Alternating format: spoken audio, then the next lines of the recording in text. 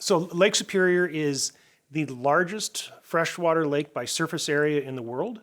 It contains 10% of the world's liquid fresh water, forms ice in cold years and doesn't form ice in others, which is sort of interesting in that it sort of sits at in this range where in a cold winter we get good hard ice cover. Like this last year we had a reasonably high ice cover, but then just 2 years ago in 2017, very little ice formed.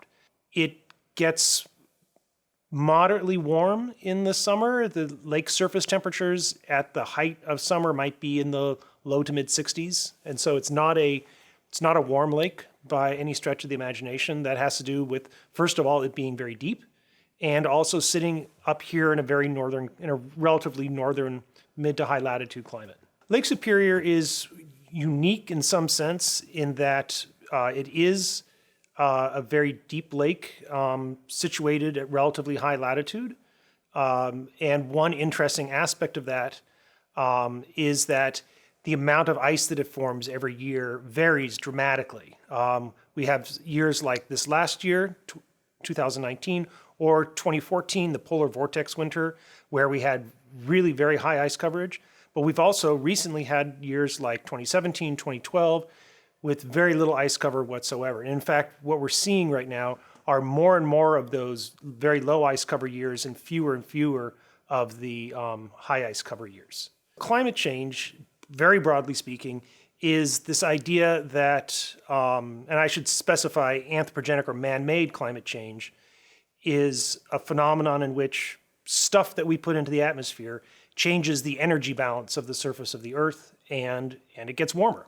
And there are lots of other aspects to that. There are changes in precipitation patterns and changes in storm intensity and other things like that. But one of the primary consequences of us fiddling with the chemistry of the atmosphere, namely adding carbon to it, is that surface air temperatures tend to be getting warmer. And this is a phenomenon that's observed globally. It doesn't mean that you don't occasionally get a cold winter, but if you're looking at long-term averages and you're averaging over the whole globe, things certainly are getting warmer.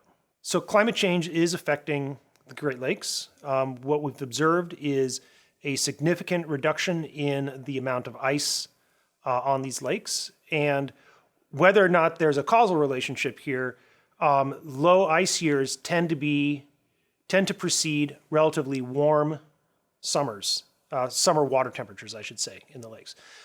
The amount of ice that forms on a lake is very strongly tied to winter air temperature, which is not a huge surprise, right? Warmer winters result in less ice, colder winters result in more ice. What's surprising is, first of all, how good that relationship is. Air temperature really explains almost all the variability we see in the amount of ice that forms on these lakes.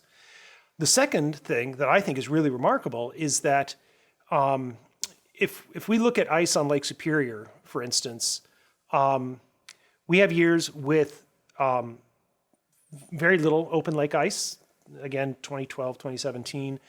We have other years where we have robust ice cover, and the average winter air temperature difference between a high ice year and a low ice year is 1 to 2 degrees Celsius, 3 or 4 degrees Fahrenheit. And so I think what's really fascinating about a system like this is that it tends to be relatively sensitive to these small changes in the regional air temperature or the regional climate. Once a lake cools down below, a small lake cools down below a particular temperature around 39 degrees Fahrenheit, ice can start to form. And that's a nice stable situation.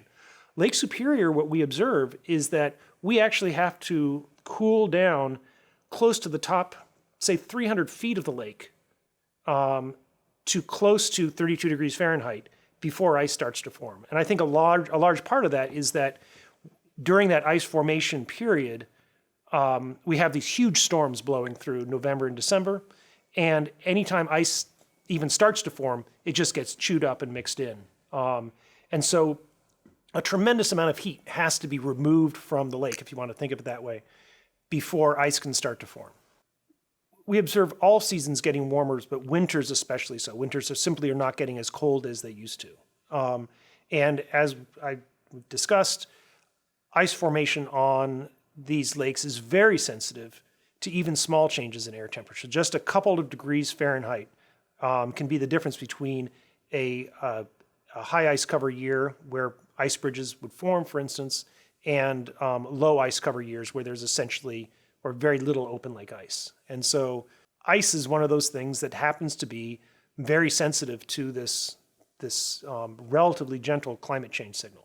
Prior to 1998, more often than not, there was substantial ice on the lake, and after 1998, more often than not, there's very little ice on the lake. So most of the very low ice years that we've seen in the last 45 years, whatever that is, have come in the last 20.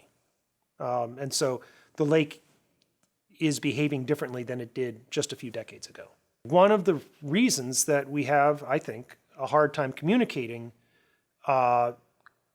climate change is simply that the changes we're talking about sound relatively small. It's going to be 2 degrees warmer, 3 degrees warmer by the end of the century. It doesn't sound like a lot when it was 10 degrees colder this morning, or it's going to be 20 degrees warmer tomorrow. Here's a system where a change of only a few degrees is the difference between a very high ice year and all of the different activities that go along with that, to say nothing of all the biological impacts, and a low ice year where the lake behaves in a very different fashion.